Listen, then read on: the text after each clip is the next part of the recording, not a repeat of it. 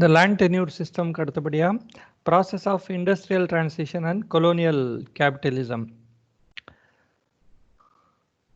This process of industrial transition in India during British period can be broadly classified into two as given below. Industrial growth during the 19th century, industrial growth during the 20th century. During the 19th century, British investors started to pioneer industrial enterprises in India as they had experiences of running industries at home.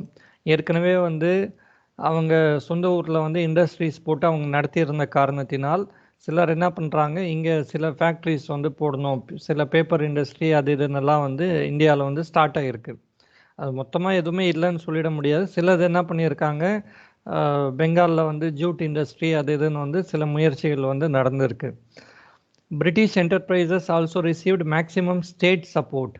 Although the Britishers initiated industrialization process in 19th century, they were primarily interested in making profit and not in accelerating the economic growth in India. The end of 19th century, there were about 36 jute mills and 194 cotton mills and a number of plantation industries. The production of coal had risen to over 6 million tons per annum. இங்கே ரொம்ப சிம்பிளாக என்ன சொன்னால், 19th செஞ்சுரின்னு பார்க்கும்போது ஏற்கனவே இங்கே வெளிநாட்டவர்னு வந்து அவங்க கொடுக்கல. யார் தானா? பிரிட்டிஷ் இன்வெஸ்டர்ஸ் தான், பிரிட்டனை சேர்ந்த ஆட்கள். ஏற்கனவே அங்கே வந்து ஒரு காட்டன் இண்டஸ்ட்ரி அது இதுன்னு வந்து கொஞ்சம் தெளிவாக இருக்கக்கூடிய ஆட்கள் தான் என்ன பண்ணுறாங்க, இங்கே வந்து ஸ்டார்ட் பண்ணுறாங்க. அவர்களுக்கு என்ன ஆச்சுன்னா, மேக்சிமம் ஸ்டேட் சப்போர்ட் வந்து கிடைச்சது. அந்த அசெஷன் ரீசன் எல்லாம் இந்த மாதிரி கொஸ்டின் ஈஸியாகவே செட் பண்ணலாம். என்னது, British investors started industries in India accessionல கொடுத்துட்டு ரீசனில் வந்து ஒருவேளை British enterprises didn't receive the maximum state support அப்படின்னு கொடுத்துட்டானா ஏ ட்ரூவா ஆர் என்னாவது ரீசன் வந்து எப்படி இருக்குன்னெல்லாம் கேள்விகள் இந்த மாதிரி ஒரு பேராகிராஃபில் இருந்து தான் வரும். லைன் பை லைனாக எல்லாமே பார்த்து வைங்க.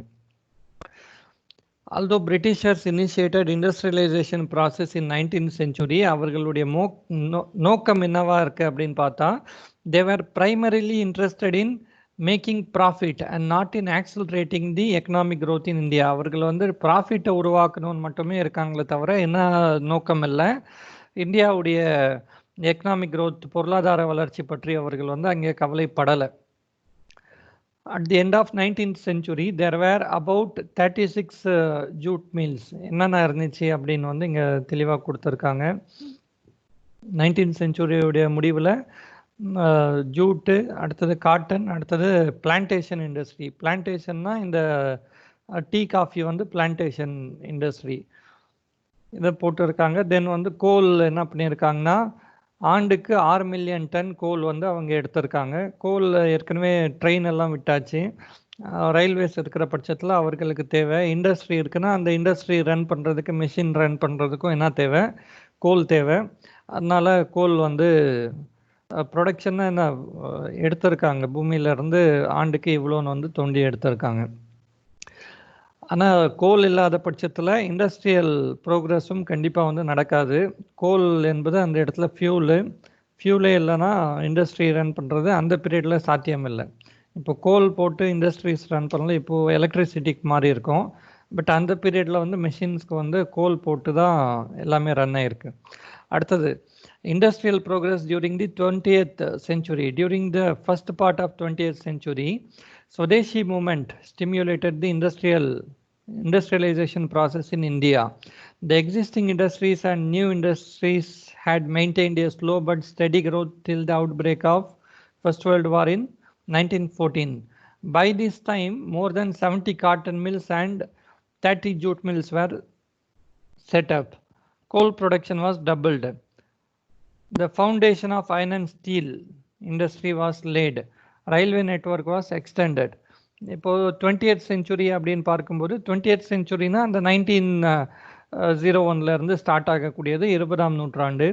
20ஆம் நூற்றாண்டு நீங்கள் தெளிவாகவே பார்க்கலாம். 1905ல் வந்து சுதேசி மூமெண்ட் வந்து ஸ்டார்ட் ஆகுது. பார்ட்டிஷன் ஆஃப் பெங்காலை தொடர்ந்து சுதேசி இந்தியாவினுடைய பொருட்களை வந்து யூஸ் பண்ணுங்க, வெளிநாட்டு பொருட்கள் வேண்டாம் அப்படின்னு சொல்லிட்டு நிறைய இந்தியாவுடைய பொருட்கள் அப்படின்னு வரும்போது இந்தியாவில் உற்பத்தி பண்ணணுங்கிறதுக்காக நிறைய இண்டஸ்ட்ரீஸ் வந்து இங்கே வந்து ஸ்டார்ட் ஆயிருக்கு.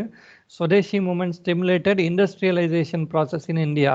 இந்த வஉசி அவர்கள் என்ன பண்ணாரு, கப்பலே வந்து கப்பல், படகு கிடையாது, பெரிய கப்பல் 200 பேர் போகக்கூடிய கேலியோ லாவான் வந்து 2 கப்பல்கள் விடுற அளவுக்கு என்ன ஆனாரு, இண்டஸ்ட்ரியலைசேஷன் வந்து கண்டிப்பாக இருந்திருக்கு.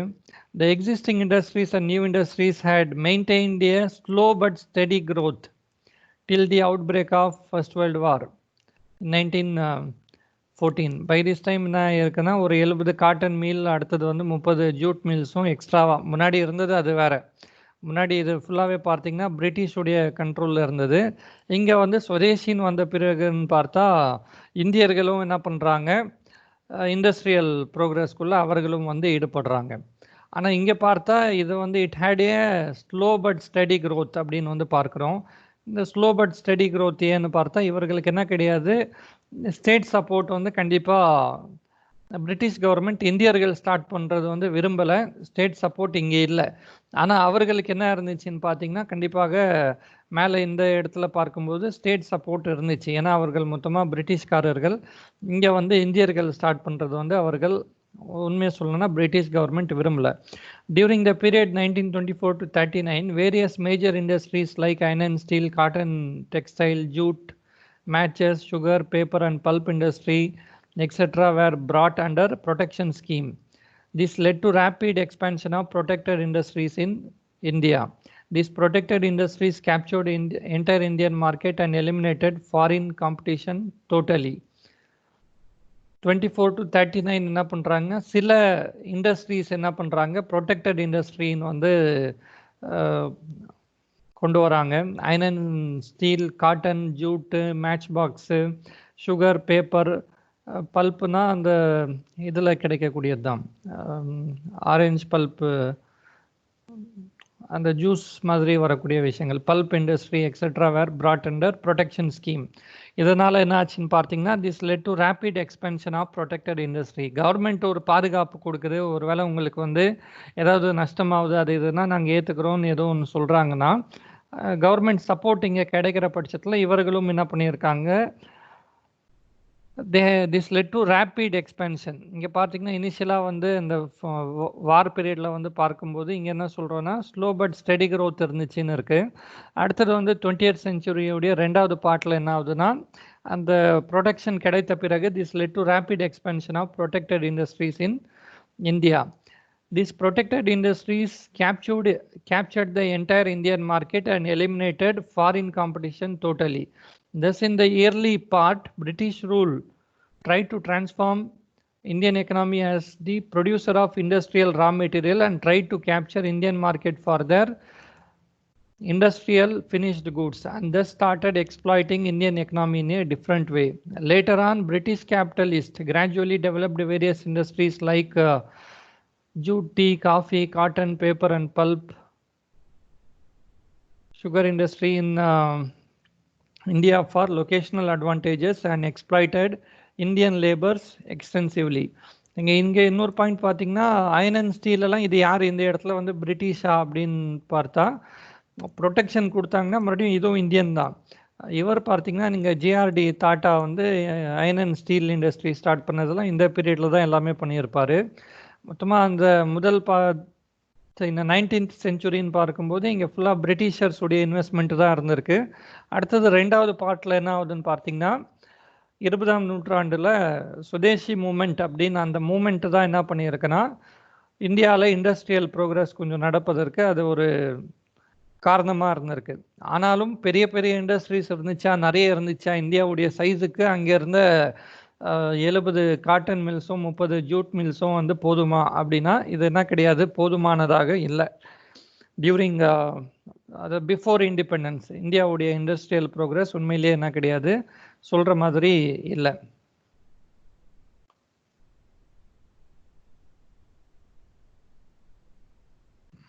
பேப்பர் அண்ட் பல்ப்னா பேப்பர் மட்டும் வருதா இங்கே? பேப்பர் அண்ட்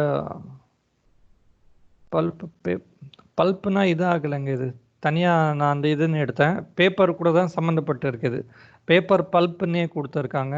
என்னன்னு பார்த்துக்குங்க. இது பல்ப்னா தனியாக அந்த ஆரஞ்சில் உள்ளே இருக்கக்கூடிய விஷயத்த வந்து ஆரஞ்ச் பல்ப்புன்னு சொல்லுவோம். பட் பேப்பர் அண்ட் பல்ப்புன்னு இருக்குது. பேப்பர் இண்டஸ்ட்ரியை தான் குறிக்குது இங்கே. ஜூஸுன்னு வரல. நானும் யோசித்தேன், ஒருவேளை ஜூஸ் எல்லாம் போட்டு அப்போவே நம்ம ஆட்கள் குடித்தாங்களா, அவ்வளோ இருந்துச்சா இந்தியான்னு. இதோட இந்த முடிச்சிடலாம். Problems of British rule. The British rule stunted growth of Indian enterprise. ஸ்டண்டட்னா இது என்ன பண்ணுது, வளர்ச்சி பெற செய்யலை. எப்படியெல்லாம் முடியுமோ எல்லா விதத்துலேயும் தடுக்க பார்த்துருக்கு British rule. The economic policies of British checked and retarded capital formation in India.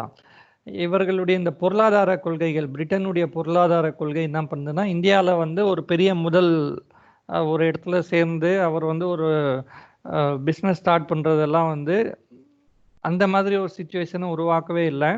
மாறா இது என்னன்னு பார்த்தீங்கன்னா, இட் ரிட்டார்டட் கேபிட்டல் ஃபார்மேஷன். கேபிட்டல்னா அந்த முதல் காசு இருந்தால் மட்டும்தான் என்ன பண்ண முடியும், எந்த பிஸ்னஸ் இண்டஸ்ட்ரியும் ஸ்டார்ட் பண்ண முடியும். ஆனால் இவர்களுடைய இந்த பொருளாதார கொள்கைகள் வந்து யாருக்கிட்டேயும் எதுவுமே என்ன ஆகிடக்கூடாது, சேரக்கூடாது அப்படிங்கிறதுல மிக தெளிவாக இருந்திருக்காங்க. The drain of wealth financed capital development in Britain. Drain of wealth financed capital development in Britain. இதுவும் நான் ஏற்கனவே சொன்னது தான். இந்தியாவிலேருந்து சுரண்டப்பட்ட அந்த பொருட்கள் இதுதான் என்ன யாருக்கு ஃபினான்ஸ் பண்ணின்னு இருக்குன்னா, பிரிட்டனில் கேபிட்டல் அங்கே முதல் வந்து சேருவதற்கு அது வந்து காரணமாக இருந்திருக்கு. இது ஆஃப்டர் இண்டிபெண்டன்ஸ் வந்து காந்தி கிட்ட ஒரு கேள்வி கேட்பாங்க. என்ன கேட்குறாங்கன்னா, மகாத்மா காந்தி அவர்களிடம் நீங்கள் வந்து இந்தியாவும் பிரிட்டனை போல் ஒரு வளர்ச்சி பெற்ற நாடாக இருக்கணும்னு எதிர்பார்க்குறீங்களா அப்படின்னு கேட்பாங்க. அதுக்கு அவர் என்ன சொல்லிடுறாருன்னா, இல்லை எனக்கு அந்த மாதிரி ஆசை எதுவும் இல்லை, இந்தியா அப்படி பிரிட்டன் மாதிரியெல்லாம் ஆக வேண்டாம் அப்படின்னே சொல்லிடுறாரு. ஏன் அப்படி சொல்கிறீங்க அப்படின்னு கேட்டால், அதாவது ஒரு சின்ன நாடு பிரிட்டன் வந்து நல்லா இருக்கணும்னு சொல்லிட்டு உலகத்துடைய பல பெரும் பகுதியை அவங்க என்ன பண்ணியிருக்காங்க, கொள்ளையடிச்சிருக்காங்க. இந்தியா வந்து அதை விட பெரிய நாடு, இந்தியா நல்லா இருக்கணும்னா உலகத்தையே கொள்ளையடிச்சாதான், எங்களுக்கு அந்த மாதிரி இஷ்டம் இல்லை, இந்தியா வந்து இப்படியே இருக்கட்டும் அப்படின்னு வந்து அவர் சொல்லிட்டு இருப்பார். அந்த ட்ரெயின் ஆஃப் வெல்த்தை வந்து அவர் சப்போர்ட் பண்ணி இருக்க மாட்டார் அந்த இடத்துல. 4வது பாயிண்ட்டுக்கு போனால், Indian agricultural sector became stagnant and deteriorated even when a large section of Indian population was depend on agriculture for subsistence. இந்தியாவினுடைய அந்த விவசாயத்துறை என்ன ஆகுதுன்னு பார்த்தீங்கன்னா, ஸ்டாக்னன்ட் அண்ட் டெட்டீரியோரேட்டட். ஸ்டாக்னன்ட்னா என்னது, அப்படியே ஃபர்தர் க்ரோத்துன்னு இல்லாமல் அப்படியே வந்து நின்று போயிருக்கு. அடுத்தது வந்து அது குறைஞ்சும் இருக்குது. டெட்டீரியோரேட்னா வளர்ச்சி இல்லாமல் குறையுது. ஆனால் இண்டஸ்ட்ரியல் செக்டார் வந்து என்ன அக்ரிகல்ச்சுரல் செக்டார் வந்து மேற்கொண்டு அங்கே க்ரோத் அப்படிங்கிற மாதிரி ஒரு சுச்சுவேஷன் இல்லை. ஒன்று ஸ்டாக்னண்ட்டாக இருக்குது, அடுத்தது வந்து அதில் எதுவும் புதுமைகள் அது இதுன்னு எதுவுமே இல்லை, ஸ்டாக்னண்ட்டாக இருக்குது. அடுத்தது அது வந்து டெட்டீரியோரேட் அப்படின்னு சொல்கிறது என்ன, ஒரு அவுட்புட் இன்க்ரீஸ் ஆகலை, எல்லாம் குறைஞ்சிருக்குன்னு சிம்பிளாக வச்சுக்கோங்க. அதாவது இந்தியாவில் வந்து லார்ஜ் செக்ஷன் ஆஃப் பாப்புலேஷன் விவசாயத்தில் தான் இருக்குது, வாஸ் டிபெண்ட் ஆன் அக்ரிகல்ச்சர் தான். ஆனாலும் என்ன ஆகலை, கண்டிப்பாக வந்து அக்ரிகல்ச்சுரல் செக்டார் வந்து ப்ளூம் ஆச்சா அப்படின்னா ஆகலை. மாறா என்ன இருக்குன்னா அது வந்து குறைஞ்சி தான் இருக்குது, டெட்டீரியோரேட் ஆகிருக்கு அப்படின்னு சொல்கிறோம். இங்கே இந்த வார்த்தை வந்து ஃபார் சப்சிஸ்டன்ஸ் அப்படின்னு இருக்குது. ஃபார் சப்சிஸ்டன்ஸ் அப்படின்னு சொல்லும்போது இந்தியாவில் இருக்கக்கூடிய ஃபார்மிங் மெத்தட் என்ன சொல்கிறோன்னா, சப்சிஸ்டன்ஸ் ஃபார்மிங் அப்படின்னு சொல்கிறோம். சப்சிஸ்டன்ஸ் ஃபார்மிங் என்பது, ஒரு விவசாயி இருக்கார், விவசாயி வந்து அறுவடை முடித்து அவருக்கு ஒரு 100 மூட்டை நெல் கிடைக்குதுன்னா, அந்த 100 மூட்டையில் அவர் என்ன பண்ணுவார், ஒரு 10 மூட்டை அவருடைய வீட்டுக்குன்னே எடுத்து வச்சிடுவார். அவருடைய தேவைக்குன்னு என்ன பண்ணுவார், எடுத்து வச்சிடுவார். எடுத்து வச்சுட்டு என்ன பண்ணுவார், மீதியை தான் வந்து விற்பனை செய்வது. இப்போ கூட எங்கள் அப்பா இது இருக்குது, மாங்காய் தோப்பு இருக்குது, மாங்காய் என்ன பண்ணுவார், ஒரு பார்ட் ஃபஸ்ட்டு வீட்டுக்குன்னு எடுத்துன்னு வந்து வச்சுட்டு மீதியை தான் என்ன பண்ணுறாரு, வெளியே வந்து விற்கிறாரு. விவசாயம் பண்ணக்கூடிய ஆட்கள் கண்டிப்பாக என்ன பண்ணுவாங்கன்னா, அந்த விவசாய பொருட்களில் ஒரு குறிப்பிட்ட பார்ட்டை அவருடைய தேவைக்காக, குடும்ப தேவைக்காகன்னு எடுத்து வச்சுட்டு மீதியை தான் என்ன பண்ணுவாங்க, விற்பனை செய்வாங்க. இது சப்சிஸ்டன்ஸ் ஃபார்மிங் வந்து பொதுவாக எதில் வரும்னு பார்த்தீங்கன்னா, கிராப்ஸ் என்ன பண்ணுறோன்னா பொதுவாக ஃபுட் கிராப்ஸ், கேஷ் கிராப்ஸ் அப்படின்னு பிரித்தா, ஃபுட் கிராப்ஸில் கண்டிப்பாக என்ன இருக்கும், சப்சிஸ்டன்ஸ் ஃபார்மிங் கண்டிப்பாக பண்ணுவோம். இப்போ ஒரு மாங்காய் இருக்குது, ஒரு தேங்காய் இருக்குது, அல்லது வந்து பால்னு கூட வச்சுக்கோங்க, அதுலேயும் ஒரு குறிப்பிட்ட அமௌண்ட் வந்து வீட்டுக்கு எடுத்துடுவாங்க. நெல் மூட்டைகள் வந்து கண்டிப்பாக வீட்டுக்கு எடுப்பாங்க. ஃபுட் கிராப்ஸில் கண்டிப்பாக சப்சிஸ்டன்ஸ் அப்படிங்கிற ஒரு விஷயத்த ஃபாலோ பண்ணுவாங்க. ஆனால் கேஷ் கிராப் அப்படின்னு சொல்லும்போது, கேஷ் கிராப் வந்து ஒரு காட்டனோ ஒரு டீ காஃபின்னு இருக்குன்னா, அதில் என்ன அவசியம் இல்லைன்னா, காட்டன் நான் என்ன பண்ண முடியாது, என் வீட்டில் வந்து தனியாக 100 மூட்டை கிடைச்சிருக்கா, 100 காட்டன் கொட்டைகளுடைய மூட்டை இருக்குன்னா, அதில் வந்து ஒரு 10 மூட்டை வீட்டுக்கு வச்சுக்கலாம் அப்படின்னு வந்து ஃபுட் கிராப்ஸில் வைக்க மாட்டாங்க.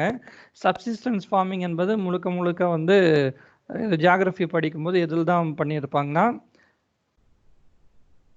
ஃபுட் கிராப்ஸில் பண்ணுவாங்க, கேஷ் கிராப்பில் பண்ண மாட்டாங்க. The British rule in India led the collapse of handicraft industry. இது நம்ம மேலேயே பார்த்தோம். without making any significant contribution to development of any modern industrial base. அவர்கள் என்ன பண்ணுறாங்கன்னா, பிரிட்டிஷ் ரூல் வந்து கம்ப்ளீட்டாக இந்தியாவில் இருந்து அந்த கைவினை பொருட்கள் உற்பத்தி பண்ணக்கூடிய தொழிற்சாலைகள், அந்த செய்த ஆட்களுடைய வாழ்வாதாரம் எல்லாத்தையும் வந்து மொத்தமாக வந்து கெடுத்தது. Some efforts by colonial British regime in developing the plantation, mines, jute mills, banking and shipping mainly promoted a system of capitalistic firms that were managed by foreigners. Some efforts by colonial British regime in developing the plantation, mines, jute mills, banking, shipping mainly promoted. அவங்க வந்து சில முயற்சி எடுக்கிறாங்க. Plantation, mines, jute mills, banking, shipping இதெல்லாம் வந்து இந்தியாவில் வரணும்னு ஒரு முயற்சி எடுத்தாங்க. ஆனால் இதை வந்து எது தான் ப்ரொமோட் பண்ணியிருக்குன்னு பார்த்தா, mainly promoted a system of capitalistic firms that were managed by foreigners. These profit motives led to further drain of resource from India. இதெல்லாம் ஜூட் மில்லோ, பிளான்டேஷனு, பேங்கிங் இதெல்லாம் இங்கே கொண்டு வராங்கன்னா, இது வந்து மறுபடியும் வந்து அந்நியர்களிடம் தான் இருக்குது. பேங்க் எல்லாம் யார்கிட்டையும் இந்தியர்கள்கிட்ட வந்து மோஸ்ட்லி கொடுக்கல. ஒரு 1850 வரைக்கும் கூட இந்தியர்களிடம் இல்லை, யாரும் ஸ்டார்ட் பண்ணல. அப்போது என்ன ஆகுதுன்னு பார்த்தீங்கன்னா, அதில் ப்ரைவேட்டில் இருக்கும்போது முழுக்க முழுக்க அவர்கள் வந்து செய்கிறது வந்து ப்ராஃபிட் மோட்டிவோடு தான் செய்கிறாங்க. அதன் காரணமாகவும் மறுபடியும் என்ன ஆகுதுன்னா, இந்தியாவில் இருக்கக்கூடிய செல்வம் வந்து வெளியே போவது போல் தான் இருந்ததை தவிர, மறுபடியும் அந்த ப்ராஃபிட் ஃபஸ்ட்டு என்ன ஆகணும், இந்தியாவில் வந்து நிற்கணும். எஃப்டிஐ இதுவும் நான் நேற்று பேசும்போது பேசினேன்.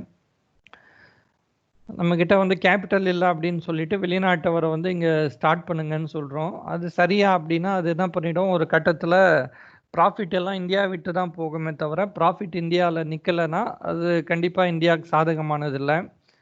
ஒரே ஒரு நல்ல விஷயம் எம்ப்ளாய்மெண்ட் அப்படின்னு பார்த்துன்னு இருக்கோம். ஆனால் மறுபடியும் என்ன ஆகுதுன்னு பார்த்தீங்கன்னா, இந்தியாவுடைய ரிசோர்ஸ் தான் வந்து சுரண்டப்படுது. கோகோ கோலா ஃபேக்ட்ரி வந்து அத்தனை லட்சம் டன்கள் லிட்டர் தண்ணி எடுத்து, அதுவும் மறுபடியும் அவன் என்ன எடுத்துனா போகிறான், அவனுக்கு தானே விற்கிறான்னா, இது இந்தியாவுடைய செல்வம் என்ன ஆகுது, கண்டிப்பாக சுரண்டப்படுது. டாபிக் முடியுது.